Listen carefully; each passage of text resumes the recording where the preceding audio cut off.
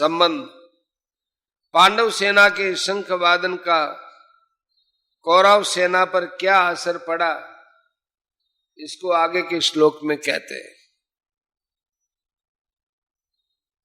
सघोषो धार्तराष्ट्राणां हृदयानि व्यदारयत् नभश्च पृथिवीं चैव तुमुलो व्यनुनादयन्। और पांडव सेना के शंखों के उस भयंकर शब्द ने आकाश और पृथ्वी को भी गुंजाते हुए अन्याय पूर्वक राज्य हड़पने वाले दुर्योधन आदि के हृदय विदीर्ण कर दिए। व्याख्या, सघोषो धार्तराष्ट्राणाम हृदयानि व्यदारयत् नभश्च पृथ्वीं चैव तुमुलो व्यनुनादयत्। पांडव सेना की वह शंख ध्वनि इतनी विशाल, गहरी, ऊंची और भयंकर हुई कि उस ध्वनि प्रतिध्वनि से पृथ्वी और आकाश के बीच का भाग गूंज उठा।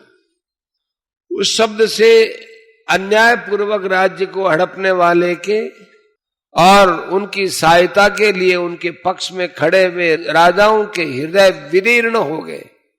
तात्पर्य है कि हृदय को किसी अस्त्र शस्त्र से विदीर्ण करने जैसी पीड़ा नहीं, वैसी पीड़ा उनके हृदय में शंख ध्वनि से भी हो गई।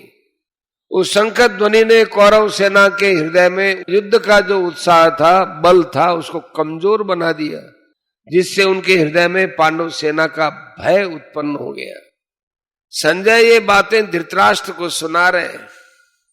धृतराष्ट्र के सामने ही संजय का धृतराष्ट्र के पुत्रों अथवा संबंधियों के हृदय विदीर्ण कर दिए ऐसा कहना सभ्यतापूर्ण और युक्ति संगत नहीं मालूम देता। इसलिए संजय को धार्तराष्ट्राणाम न कहकर तावकीना नाम, आपके पुत्रों अथवा संबंधियों के, ऐसा कहना चाहिए था, क्योंकि ऐसा कहना ही सभ्यता है।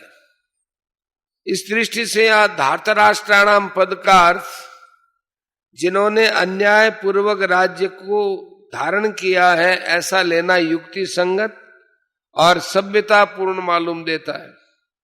अन्याय का पक्ष लेने से ही उनके हृदय विदीर्ण हो गए। इस दृष्टि से भी यह अर्थ लेना ही युक्ति संगत मालूम देता है।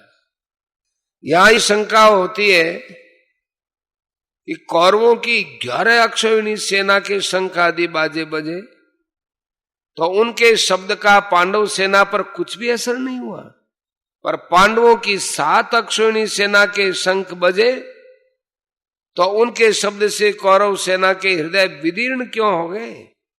इसका समाधान यह है कि जिनके हृदय में अधर्म, पाप, अन्याय नहीं है, अर्थात जो धर्म पूर्वक अपने कर्तव्य का पालन करते हैं, उनका हृदय मजबूत होता है, उनके हृदय में भय नहीं होता है, न्याय का पक्ष होने से उनमें उत्साह होता है, शूरवीरता होती है।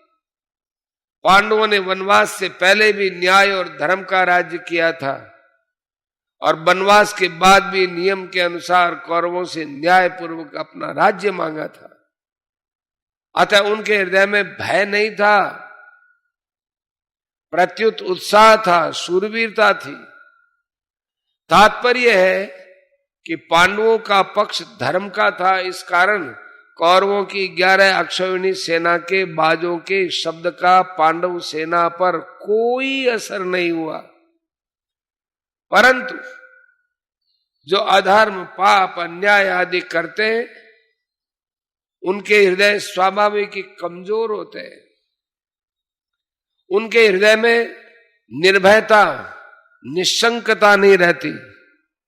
उनका खुद का किया पाप, अन्याय ही उनके हृदय को निर्बल बना देता है। अधर्म अधर्मी को खा जाता है। दुर्योधन आदि ने पांडवों को अन्याय पूर्वक मारने का बहुत प्रयास किया। उन्होंने छल कपट से अन्याय पूर्वक पांडवों का राज्य छीना था।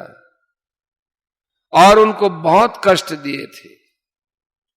इस कारण उनके हृदय कमजोर निर्बल हो चुके थे।